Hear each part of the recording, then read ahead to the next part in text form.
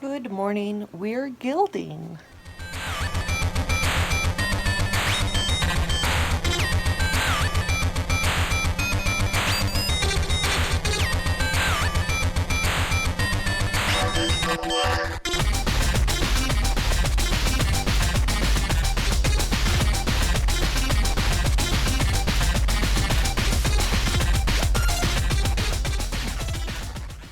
I am making this video for Victor, who asked me about applying gold leaf.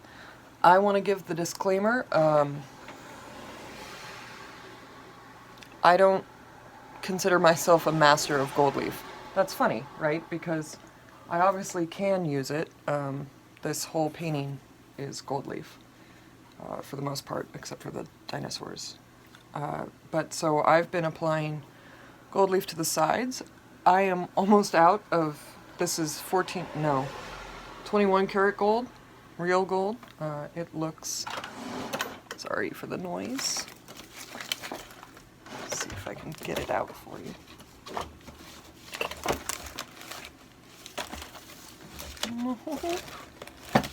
Anyway, it's from some goldsmiths in Florence. It's really nice stuff. It comes, I have to show you, sorry. One moment. There we go. I store mine in like a little, because I like to keep all the little pieces of paper that have a little bit of gold on them. Comes like this in these little booklets. And the little booklets are so nice because these sheets that have the real gold leaf on them, this is what's called transfer leaf. And the leaf is statically adhered to the piece of tissue paper, which makes applying really easy. You just press and it's there. But what I am using today is this god-awful stuff, Speedball metal leaf. It's an imitation gold leaf. Maybe you can see in the camera. The real gold leaf has this wonderful luster to it, and the imitation gold leaf is quite orange. But that's okay because it's just going on the sides. I don't feel like it'll detract from it, and it's actually much shinier, so it's kind of nice to have a super shiny side and then a slightly matter front. But so this is going to be really amusing because it's really hard to apply this leaf. It is not statically adhered to the sheets, and it kind of just blows around, and I have to just kind of slap it up there and pray. But so the first thing you need to do is seal the wood that you're going to gild. I use shellac. Hardware store shellac is fine. I use 2 coats. I want the wood to be almost non-porous completely. 3 coats might even be good. And then I apply, this is not kombucha, this is what's called oil size. So there's 2 different ways to gild. There's water gilding and oil gilding. So this is a solvent based size, and it's basically a glue, but it does work on top of oil paint, which is why I use it. Water gilding is a much more involved process. The leaf is again loose, you have to pick it up with that fancy hair brush and lay it down, and you have to put a bowl under it, which is like a clay, and I've never tried it. It seems really complicated. The nice thing about water gilding versus oil gilding is that you can burnish the gold and get different degrees of shine. Oil gilding is really the quick and dirty way to get gold on something. So, oil gilding it is. I've got my size here, and I just apply it over what has been shellacked. Careful not to get it on the front, or the fake gold is going to overlap the real gold, and that's going to look really stupid. So, this stuff is like impossibly hard to get out of your brush. So again, I use these student grade brushes all the time because I can throw them away. There are 2 different kinds of size for oil gilding. One's called a quick set, and another is a longer one. If you're going to gold leaf a huge section, you want the longer one because it stays open longer, meaning it takes longer to become tacky. This one is got a maximum openness of an hour. It's best to apply gold leaf on humid days because it helps with the stickiness of everything. You put this glue on and you wait for it to kind of dry, and then it gets appropriately sticky, and then you can apply the leaf. So you saw me brush on the oil size, which is fine, but now I have to wait maybe 15-20 minutes. I just touch it, and when it's not liquid but kind of sticks my finger, it's ready for the gold. So I'm gonna stop filming and I'll be back when I put the gold on. Okay, so like I said, gonna fail. It's way easier with a good quality transfer leaf. Speedball, come on. Just spend the extra $5 to statically adhere these. It's so frustrating. So I'm just basically going to try to slide, the gold is under here, and I'm just using the widest brush I have to try to hold this up. If you touch it with your finger, which has oil on it, it kind of sticks to your finger. So I'm just waiting for it to have as little waves in it as possible, and I'm just going to stick it up there. Now you see it kind of went down shitty like that. That happens. I'm just gonna press it on. I try my hardest. See how crappy that is? But don't worry, we're gonna get rid of it. So then I have this half of a sheet up here. I try to manipulate everything with the brush and tissue paper. Just do it all with tissue paper. Your life is a little easier. So there I broke off some of what was left, and it's stuck up in my tissue paper. And now I'm just going to try to be slick.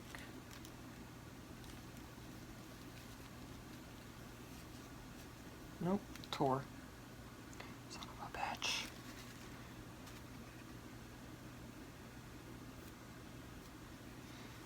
Try not to touch it too much with that bristle brush because it'll leave bristle brush marks everywhere. Okay, so I missed a couple spots, but that's why I leave. It's so staticky. See, I can hold it up with my brush, and then I'll just fill in the holes with little leftover pieces, which I find sometimes a little easier to work with because I can pick them up with the brush. Victor, if you're out there, do a better job than I'm doing. But what, like with all things Ananda does, I have gotten really good at fixing this kind of work, because I don't mind that it looks distressed like that, and I can actually take care of a good deal with it. So this is a patented Ananda technique. I don't mind it looking distressed, so I'm going to kind of lean into that distressed look, and as I tap it down, it gets rid of a lot of the noise. Another thing I like about tapping it down is it'll show me if I missed a spot, like right there, I missed a little. Just gonna try to take it off the bottom here.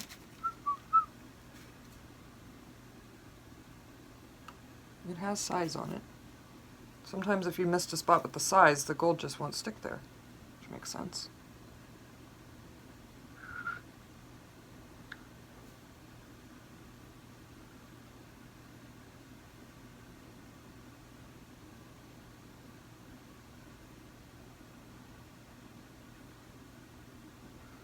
The number one thing I'm trying to do is avoid getting size into this brush, because I use this brush to smooth things, And I'll touch the gold with it, and I don't want to touch the gold with it if it's got size on it, because it'll remove the gold if it's stickier than the surface. Sticks to you like crazy. Sometimes that works, sometimes it doesn't. It's still stuck to me, but I got enough of it all. Okay, so more tappy.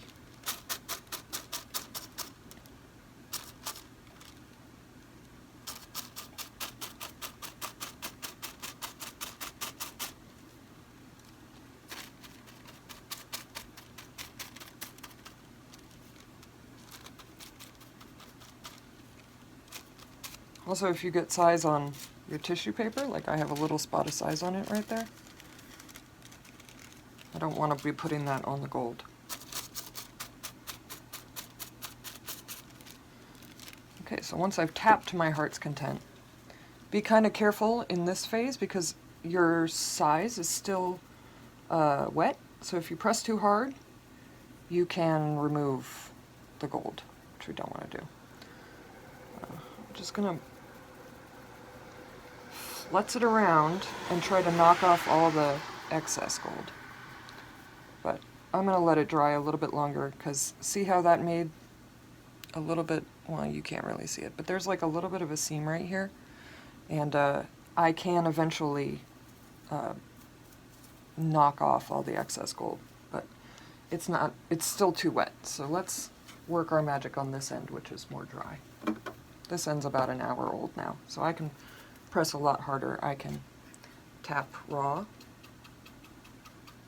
to try to build up some texture to cancel out the noise from being such a sloppy fool. And then I can really brush it.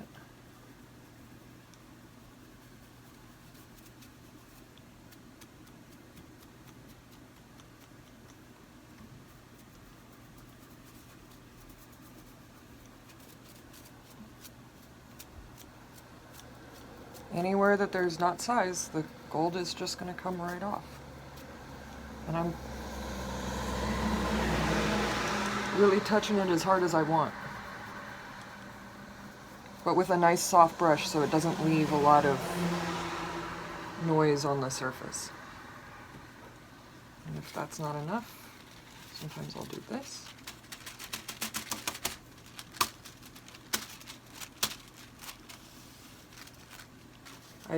Dragging is never all that smart. You can kind of like crumple up the gold if it's not completely set.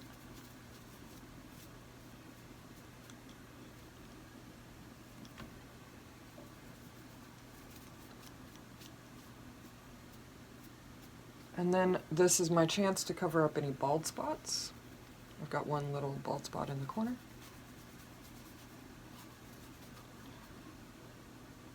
But you can see it ends up being pretty flat. There's a little bit of noise up here, and if I really hate that, I can just apply more gold over it and try to get it flatter. Like over here is nice and flat. You can see the difference, right? Well, not when I do that. Gold, so hard to photograph. Anyway, if I really hate it, I might put more gold over here and try to make it a little flatter. But I think it looks kind of cool, distressed like this. And the gold on the front is not terribly, you know, like a ceiling where you can see the squares. That's well applied gold leaf. That's not what Ananda does. No. Not anywhere near precise enough for that kind of work. So that's more or less it. When it's completely dry, like tonight, I'll come in with a paper towel and gently buff this a little. Try to get rid of some of these excess creases. But for right now, I'm going to more or less let it live. Tapping down goes a long ways.